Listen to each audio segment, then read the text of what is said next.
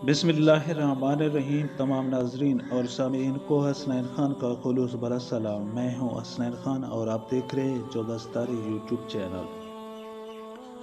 मोअज़्ज़िज़ दोस्तों, शेख सादी शिराजी फ़ारसी ज़बान के एक बहुत बड़े शायर गुजरे हैं। उन्हें मुबल्लिग़ इख़लाक़ियात भी कहते हैं।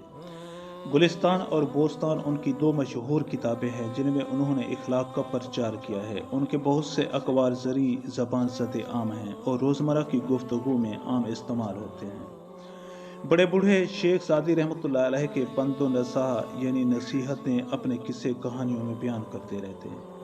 एक दफ़ा का जिक्र है कि शेख सादी रहमतुल्लाह अलैह को हुसूल इल्म की गर्ज से शिराज से बगदाद का सफ़र करना पड़ा। उस दौर में रेलगाड़ी, मोटर कारें और हवाई जहाज़ वगैरह नहीं होते थे, बल्कि एक जगह से दूसरी जगह जाने के लिए घोड़े, ऊंट और हाथी पर सवार होकर जाना पड़ता था, या जो लोग गरीब होते थे वो पैदल ही सफ़र करते थे।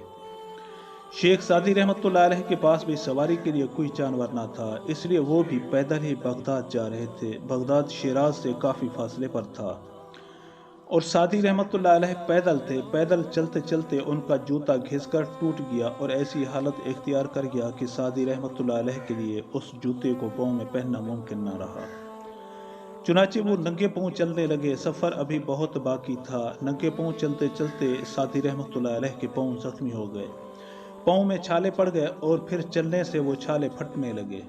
तकलीफ बढ़ने लगी, यहाँ तक कि शेख सादी रहमतुल्लाह अलैह तकलीफ की शिद्दत से कराहने लगे। अब उनके लिए मज़ीद चलना दुश्वार हो गया और वो एक जगह थक कर बैठ गए और अल्लाह ताला से गिला करने लगे कि ऐ अल्लाह ताला, अगर तूने मुझे रकम दी होती, मेरे पास पैसे होते, तो मैं यूं पैदल सफ़र न करता, ना ही मेरा जूता टूटता और ना ही मेरे पाँव जख्मी होते और ना मुझे ये तकलीफ बर्दाश्त करना पड़ती।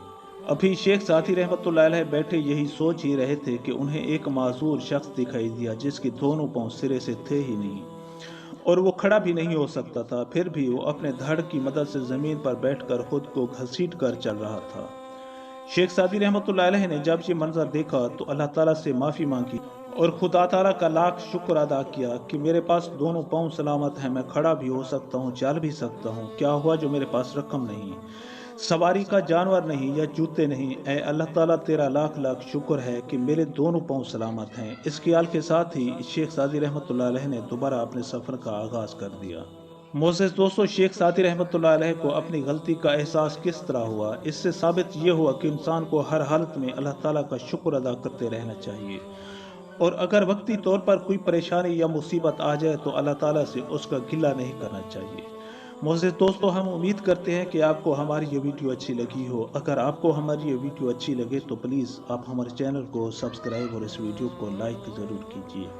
अब हमें अपनी अगली वीडियो तक के लिए इजाज़त दीजिए, इस दुआ के साथ कि अल्लाह ताला आपको अपनी हिफ्ज़ व अमान में रखे। अगर ज़िंदगी रही तो हम मिलेंगे अपनी नई वीडियो में। तब तक के लिए खुदा हाफ़िज़।